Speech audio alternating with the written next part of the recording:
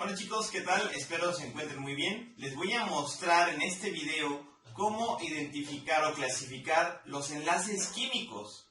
Hay varios tipos de enlaces químicos. Esto es como dos moléculas, pues bueno, en este caso dos átomos, interaccionan para generar ese enlace, que de cierta forma es como se une un átomo con otro.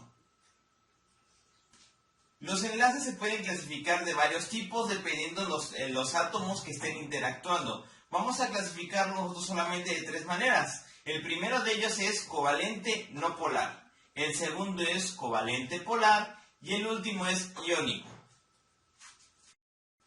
Para ello tenemos que entender un concepto que es relativamente sencillo. Se llama electronegatividad. La electronegatividad es qué tanta capacidad tiene el núcleo de un átomo para atraer los electrones.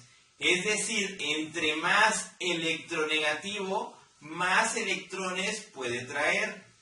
Hay una tabla que se parece mucho a la tabla periódica, nada más que esta solamente tiene símbolos y números, que es precisamente la tabla de electronegatividad, que es esta que les presento aquí. Si ustedes ven la tabla, podrán observar que los valores más grandes van cargados hacia su mano derecha. Bueno, en este caso, hacia mi mano derecha si me pongo en esta posición.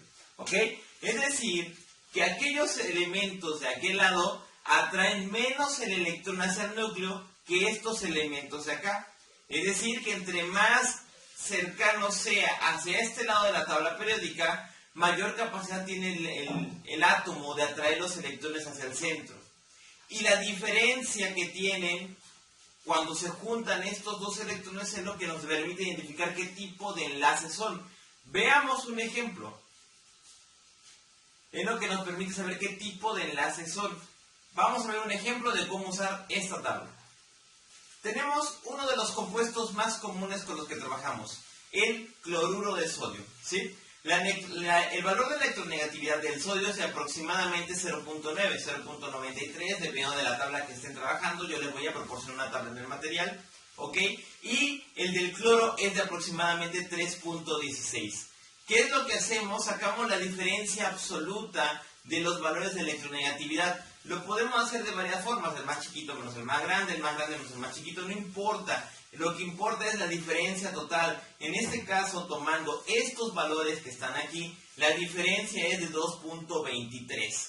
Muy bien, ahora, ya saqué la diferencia de las electronegatividades de estos dos átomos.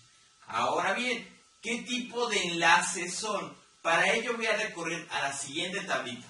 Identifico en esta tabla que también les voy a proporcionar los valores que nada más apúntenlos para ver si de veras vieron el video. ¿Estamos? No se los voy a poner en material, lo van a tener que apuntar.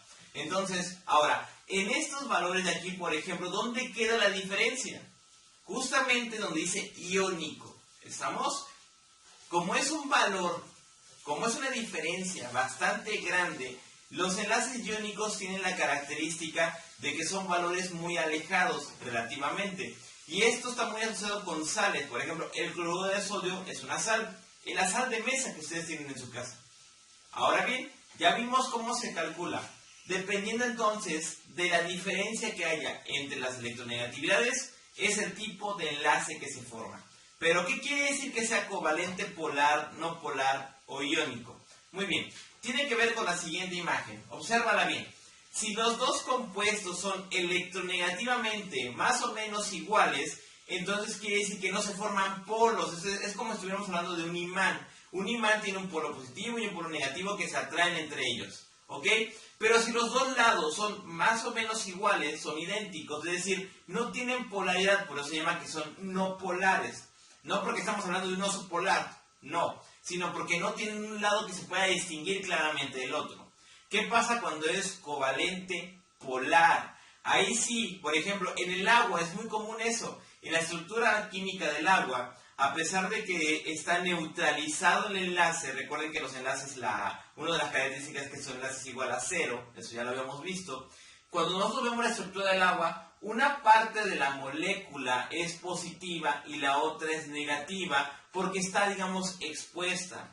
y por eso se dice que es una molécula polar.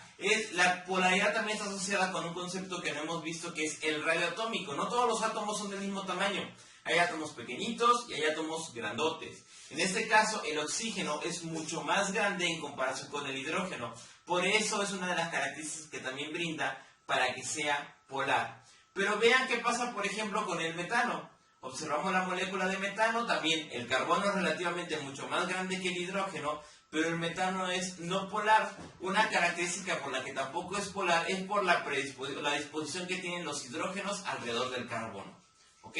Bueno, pues ya vimos a grandes rasgos cómo se determina el tipo de enlace. Ahorita vamos a trabajar con moléculas realmente sencillas, ¿no? Enlaces de un átomo con otro. Entonces, verificando lo que hace un átomo con el otro, solamente la interacción de dos átomos, vamos a determinar si es polar, no polar o iónico. Eso es todo por ahora. Luego nos vemos.